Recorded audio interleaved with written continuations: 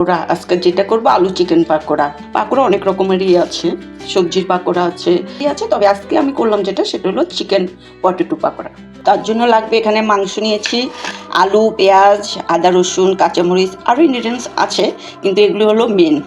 মাংসটা কিমা করব, আলুটা সিদ্ধ করব, পেঁয়াজটা কুচি কুচি করব, আদা রসুনটা ফেটাবো, তাই মেন জিনিসগুলো দেখিয়ে রাখলাম। আর এখন এক এক করে সব কাজ শুরু করবো। এই যে আমরা চিকেনটা ফেটিয়ে নিয়েছি, এখন আমরা একটা বাটি নেব।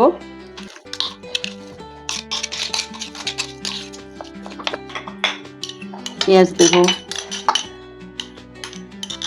আদা রসুন, এই যে এটা হলো ধনেপাতা আর পুদিনা পাতা, কাঁচামরিচ। এখন লবণ দেব, একটু কাবাব মশলা, সামান্য একটু টেস্টিং লবণ, 2 চামচ কর্নফ্লাওয়ার,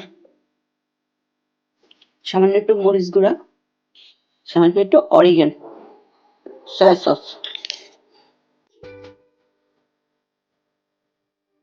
আর একটা ডিম।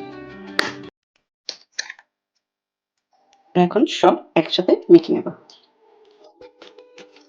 এই যে আমি আলুটা দেইনি, আলুটা তো ঠান্ডা ছিল না, আর একটু কম সিদ্ধ হয়েছে, তার জন্য আলুটাকে আমরা এখন ঘষে দেব। আলুটা দেরি হয়ে গেছে সিদ্ধ করতে, আপনারা এরকম ঘষেও দিতে পারেন, আবার হাত দিয়ে কষলেও দিতে পারেন। আমার আলুটা একটু কম সিদ্ধ হওয়াতে আমি এভাবে ঘষে দিলাম। আর একটু বেকিং পাউডার দেব। এখন আমরা পুরাটা মেখে নেব ভালো করে। আমাদের আলু চিকেন পাকোড়া, আজকে যেটা করবো আলু চিকেন পাকোড়া। মেন তো চিকেন আর আলু, তাই আলু চিকেন পাকোড়া। পাকোড়া অনেক রকমেরই আছে, সবজির পাকোড়া আছে, শাকের পাঁচমিশালি শাকের পাকোড়া আছে, পাকোড়া অনেক রকমেরই আছে, তবে আজকে আমি করলাম সেটা হলো চিকেন পটেটো পাকোড়া। আমরা এটা হাত দিয়ে দেব, ছোট ছোট করে হাত দিয়ে দেব।